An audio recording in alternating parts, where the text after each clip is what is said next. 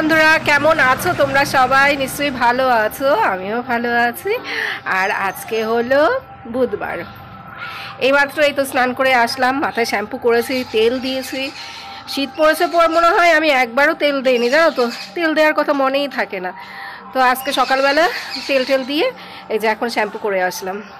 3টে বাথরুম পরিষ্কার করেছি রান্নাবান্না সেরে, তারপরে 3টে বাথরুম পরিষ্কার করলাম, উপরের 2টো আর নিচের একটা, ঝামেলা মিটিয়ে দিয়েছি।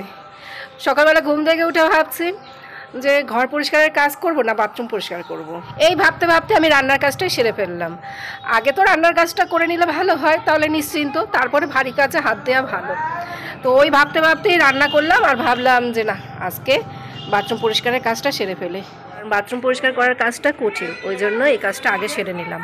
আর ঠান্ডার মধ্যে বাথরুম পরিষ্কার করা সত্যিই খুব কষ্ট হয়ে যায়। ঘর গোছানোর কাজটা আমি ঘুমোতে যাওয়ার আগেও করে নিতে পারবো, কিন্তু বাথরুম পরিষ্কারের কাজটা যখন তখন করা যায় না। ওই জন্য ভাবলাম আগে বাথরুম পরিষ্কারের কাজটা সারি, তারপর ঘর গোছানোর কথা ভাবা যাবে। ঘর গোছানো বলতে মানে ওই ডিপ ক্লিন করার কথা বলেছি। এমনি এই যে প্রতিদিন টুকটাক গোছাই সেটা না, সেটা করতে তো আর বেশি সময় লাগে না। ডিপ ক্লিনের কথা বলেছি।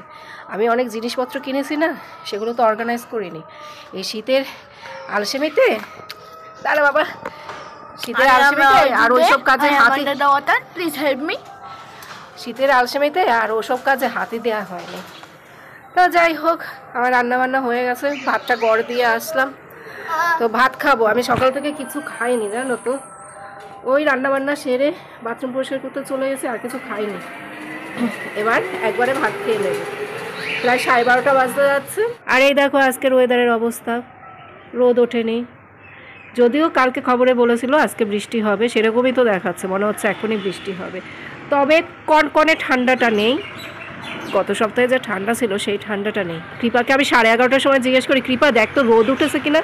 আমার ঘরে থেকেই মনে হচ্ছিল যে রোদ মনে হয় ওঠেনি আজকে সেইভাবে।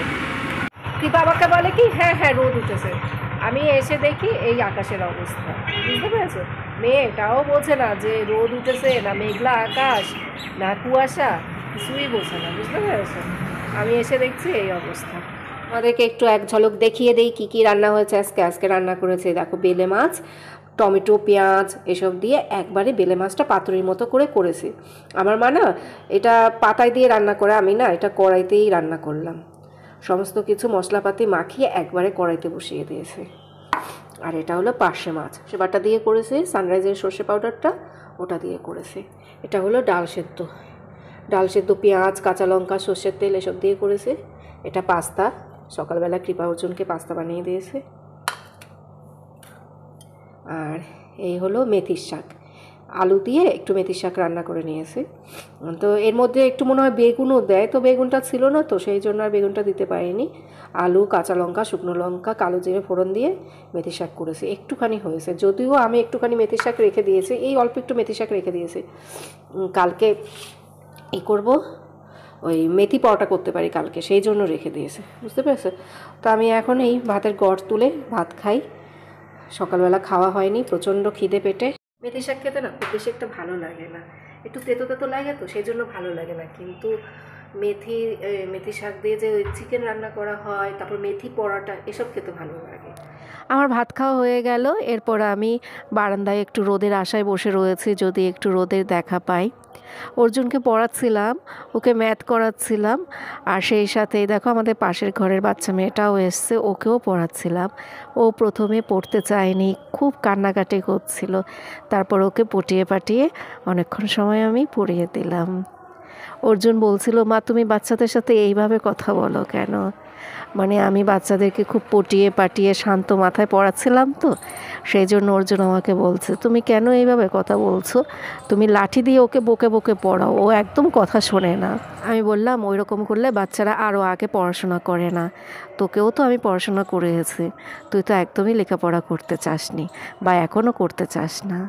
বাচ্চাদেরকে আদর দিয়ে ভালোবাসা দিয়ে আস্তে আস্তে করে এইভাবে পড়াতে হয়। সাইকেল কোথায়? কৃপা এখন পড়তে যাচ্ছে, 5টায় পড়া আছে। আমাকে ফোন করিস। উদয়দার সাইকেল নিয়ে যাচ্ছে। আর কি যে ঠান্ডা পড়েছে, আমি তোমাদেরকে একটু আগে বললাম ঠান্ডা নেই সেরকম একটা, মুখের কথা মুখেই রয়ে গেল, তারপর থেকেই সে ঠান্ডা শুরু। তুই মোবাইলটা ওইভাবে পকেটে নিলে মোবাইলটা তো পড়ে যাবে, ব্যাগ থেকে তো টুক করে পড়ে যাবে। যা সাবধানে, রাস্তা কিন্তু সাবধানে পার হবি। সুইটি, হ্যাঁ কখন আসলি? স্যার আসবে কটায়?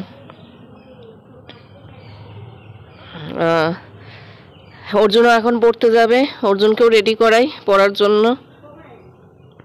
অর্জুন ওই 8:30 9টার সময় আসবে।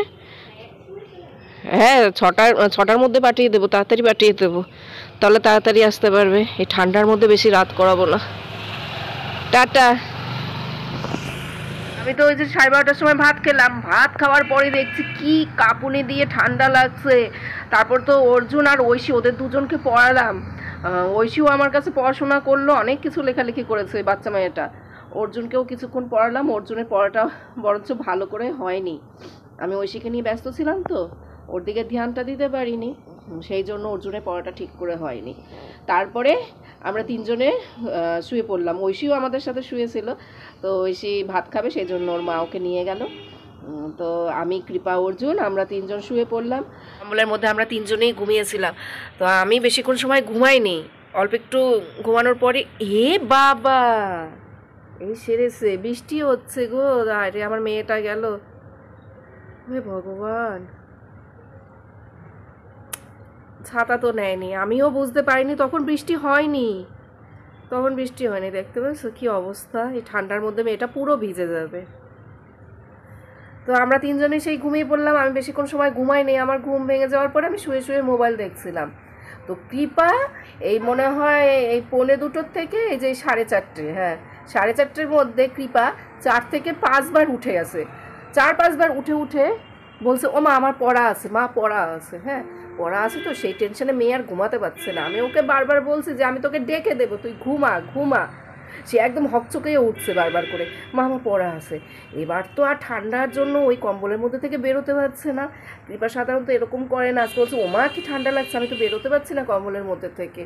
ও তো সবসময় পড়তে যায় বিকেলবেলা, কিন্তু এরকম কখনো করে না, আজকেও শীত বেশি করছিল।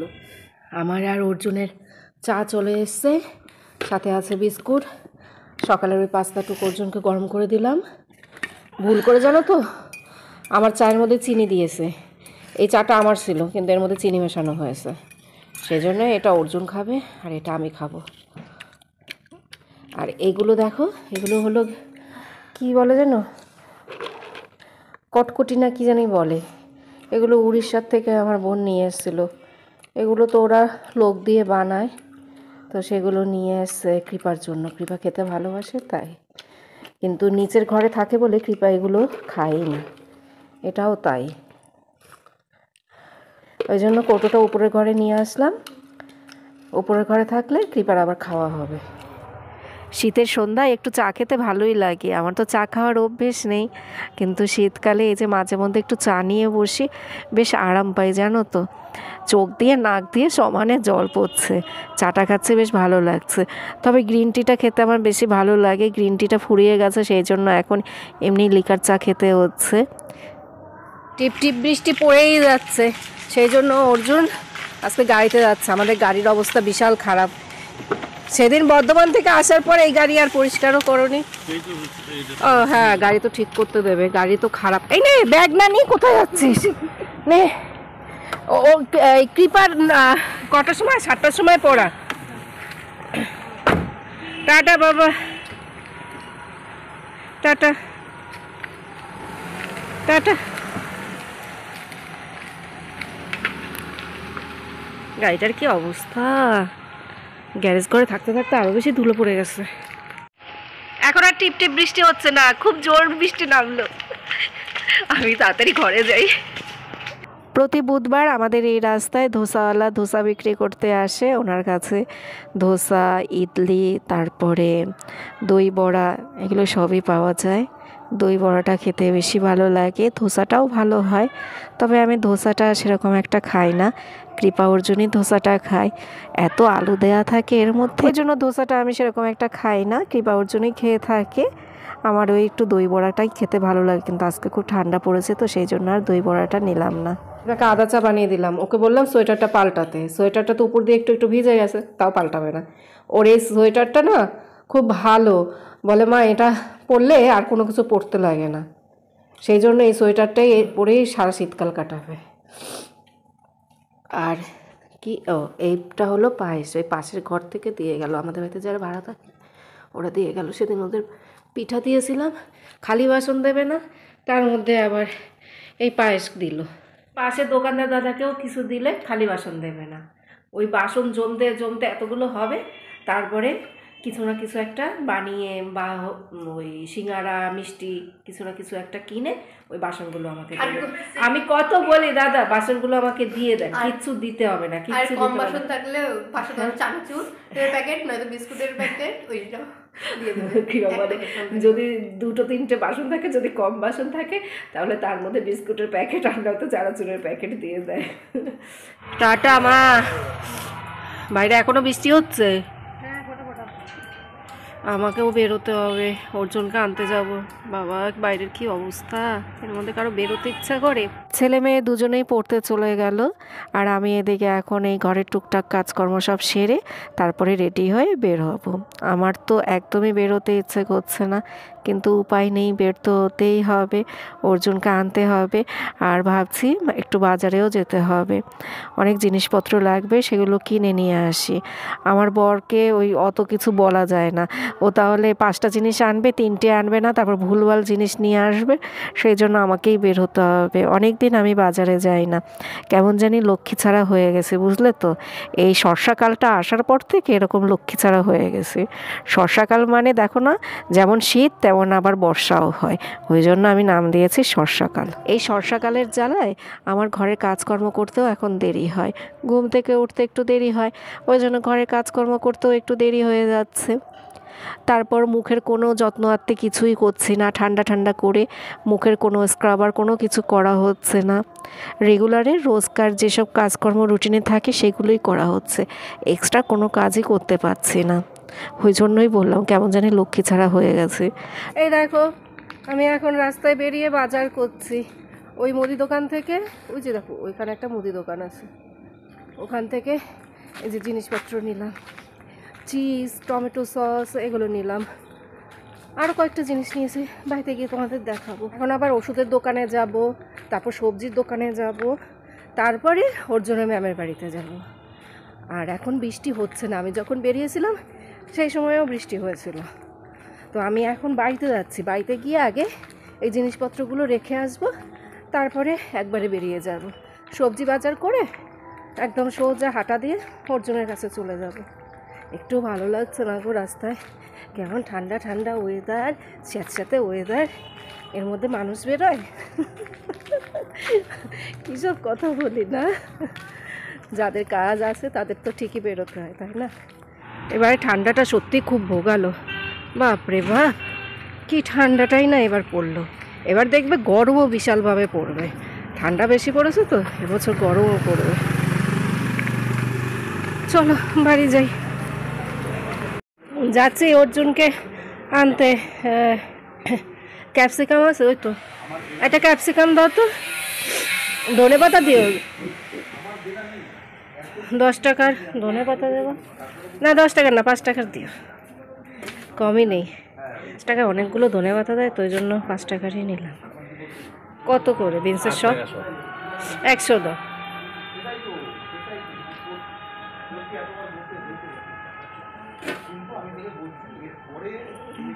মটরশুঁটি কত করে?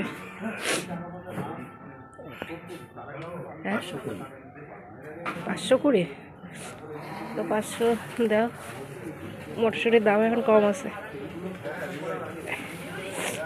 অর্জুনের ম্যামের বাড়িতে বসে আছে, এখন 10:45 বাজে, আমাকে নিতে আসবে, অর্জুনের বাবা নিতে আসবে। হ্যাঁ কি অশোকনগর পড়তে গেছে না, সেখান থেকে একবারে আমাদেরকেও নিয়ে যাবে। গাড়িতে বসে আছি তাও কি ঠান্ডা লাগছে, হাত পা জমে সব বরফ হয়ে যাচ্ছে। ও এই যে ঠান্ডা নাই, তাই তুমি চুপ করো তো, তোমার তো ঠান্ডা লাগেই না। কি রে তোর বাবু ঠান্ডা লাগে? না না, কোথায় ঠান্ডা, তুমি যে কি মানুষ ভগবান জানে। সবাই বলছে ঠান্ডা লাগে ঠান্ডা লাগে, তোমার মুখেই শুনবি শুধু ঠান্ডা নেই ঠান্ডা নেই। আমাদের সবার ডিনার কমপ্লিট। এবার তোমাদেরকে দেখিয়ে দিই কী বাজার করলাম। সন্ধ্যের সময় ঘুরে ঘুরে 2 ব্যাগ বাজার করে নিয়ে এসেছি। দেখো, 2 প্যাকেট বিরিয়ানির মশলা নিয়ে আসলাম, জায়ফল, জয়ত্রী, তারপরে শাহজিরা, গোটা গরম মশলা সবই রয়েছে। আর একটা নতুন জিনিস দেখলাম, এই যে স্টার অনিয়ন। আগে স্টার অনিয়ন দিত না, এখন দেখছি এর মধ্যে স্টার অনিয়নও দেয়। এই যে 20 টাকা করে প্যাকেট নিল, 2টো নিয়ে এসেছি। আমি এই দিয়ে বিরিয়ানি মশলা করব। আর এর সাথে কী জানি দিয়েছে, কাবাব চিনি। ওটা গেল কোথাও, ওটা কি দেয়নি নাকি? আচ্ছা দেখছি, ওটা দেখলাম তো দিল। এই যে পেয়েছি কাবাব চিনি, এখানে 20 টাকার কাবাব চিনি। কাবাব চিনির অনেক দাম। ফিয়ামা সাবান, জিরের গুঁড়ো 2 প্যাকেট, ধনে গুঁড়ো, কাজু, হ্যান্ড ওয়াশ, হলুদের গুঁড়ো, গোটা ধনে, গোটা জিরে, সসের প্যাকেট, টমেটো সস, শেজওয়ান সসটাও লাগতো, সেটা নেই, ফুরিয়ে গেছে। আর এই চিজ কিউবটা আমি এখন ফ্রিজে রেখে দিই এটা। আর এই জিনিসগুলো এখন এখানেই থাক, পরে আমি সকালবেলা গুছিয়ে নেব। আর এখানে আছে বিনস, ক্যাপসিকাম, ধনেপাতা, মটরশুঁটি। রসুনের খোসা ছাড়াচ্ছি, তারপর মটরশুঁটির খোসা ছাড়াবো। ঠান্ডার মধ্যে বসে এই কাজগুলো আর করতে ইচ্ছেই করছে না। আমি শুধু ভাবছি আমি কখন কম্বলের নিচে যাব। রাত কটা বাজে রে? দেখছি 10:30 না 11টা? কয়টা? 11:15। 11:30? 11:15 বাজে। এখন তাড়াতাড়ি এগুলো করে তারপরে কম্বলের নিচে ঢুকবো। জামা কাপড় কিছুই ছাড়িনি। আমি, কৃপা, অর্জুন, আমরা 3 জনে মিলে মটরশুঁটির খোসা ছাড়িয়ে নিলাম। আর এই রসুনের খোসাগুলো আমিই ছাড়িয়েছি। এই যে এই একটা রসুন আর ছাড়াতে পারছি না, এটা কালকে ছাড়াবো রান্না করার সময়, আর পাচ্ছি না। তাই এগুলো এখন ঠিকঠাক করে রেখে দেই, অনেকটা কাজ এগিয়ে রাখলাম। এখন তাহলে ব্লগটা শেষ করছি। রাতের বেলার দিকে ওইসব কাজকর্ম করে জামা কাপড় ছেড়ে তারপর শুয়ে পড়েছি। এত ঠান্ডা লাগছিল রাতের বেলা, তো ওই জন্য আর ব্লগটা শেষ করা হয়নি, আর কথা বলতে ইচ্ছে করছিল না। তা এখন ব্লগটা শেষ করে দিচ্ছি। তোমরা সবাই ভালো থেকো, সুস্থ থেকো, সাবধানে থেকো। আবার আগামীকাল দেখা হবে। Tata, bye bye.